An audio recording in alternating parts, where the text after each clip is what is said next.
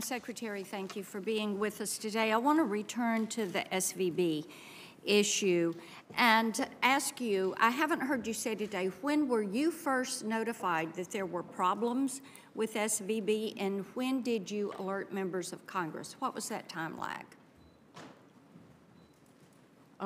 I believe that I first found out about the troubles at Silicon Valley Bank. I guess it was last Thursday. Last Thursday. And then your notification of Congress came when? The bank was put in. Why don't you just put that in writing for me so I don't waste my time? I know Senator Langford asked you about the Deposit Insurance Fund and how that would affect our local banks. And there's a lot of concern over this. And I know you were uncertain about that. If you would run the numbers on that and let us know a ballpark of what you think this would cost if you end up insuring everybody's deposit. And then I have to ask you, being from Tennessee, you know, we have a long and storied history of opposing nationalizing the banking system. Do you see this as a step to nationalize the banking system?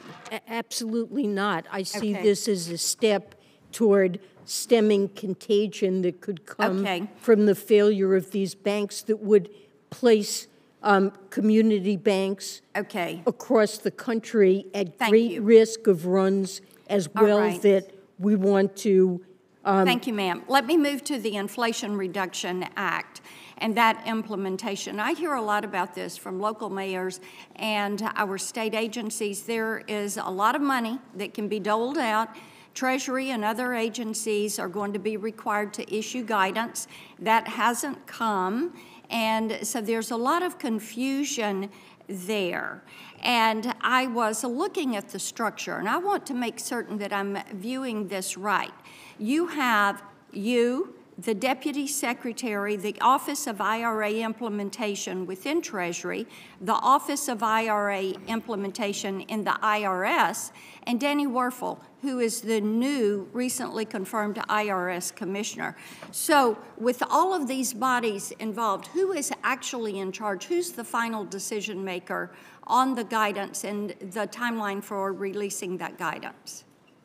Well, our Office of Tax Policy drafts regulations, and we go through a regular rulemaking. Then do you sign off on it? Are you the final say? I do sign off on it. We confer with many people in the process of drafting that, and it will go through full comment and review before final. Let me ask you something else, because the buck stops with you.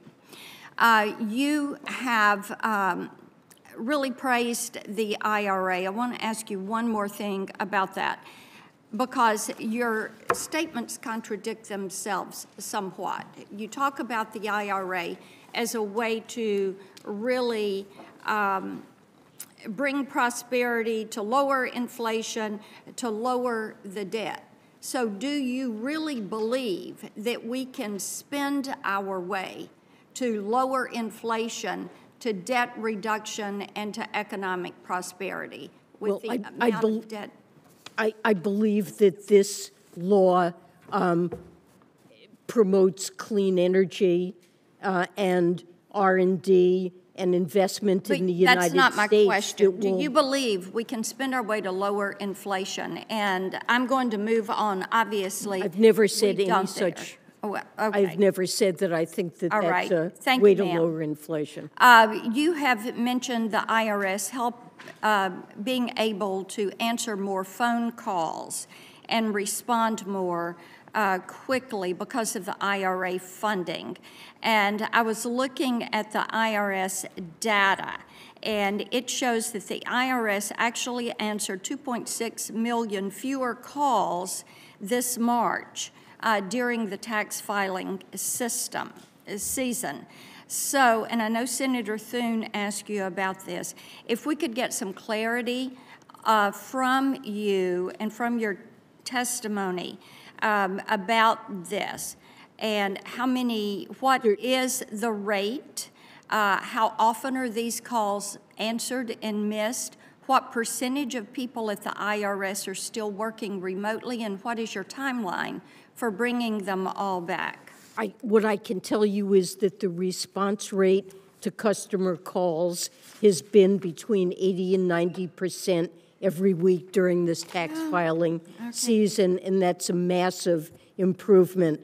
The IRS hired 5,000 new people to put into customer service, and that relied on funds from the IRA. My time has expired, but the 8 Corners data call that the IRS gave in early March, the IRS says they've actually answered 2.6 million fewer calls this tax filing season.